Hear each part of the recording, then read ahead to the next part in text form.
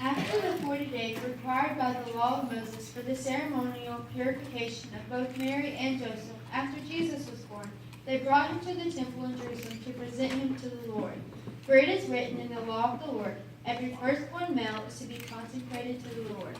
They kept the law also with their sacrifice of a pair of doves, which was a provision made for the poor, who could not afford a lamb. So they came to the court for the ceremony. Also at the temple was a righteous and devout man named Simeon. The Spirit of God had revealed to him that he would not die before he saw the Christ who was coming. He had been moved by the Spirit to go to the temple that day, for he had been waiting for the Messiah to come, and was very excited.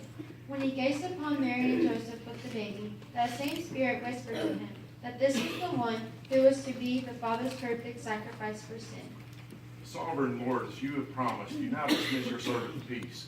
For my eyes have seen your salvation, which you have prepared in the sight of all people. Amen. A light for revelation to the Gentiles and for the glory to your people, Israel. Simeon then blessed them and said, This child is destined to cause the falling and rising of many in Israel, and to be a sign that will be spoken against, so that the thoughts of many hearts will be revealed. And a sword will pierce your own soul too. A shadow seemed to fall across Mary's countenance as she heard these prophetic words spoken. She thought, what kind of sorrow will come to her from this child, and why would he be spoken against? But she pushed her worry aside as she remembered who this child was, who had sent him.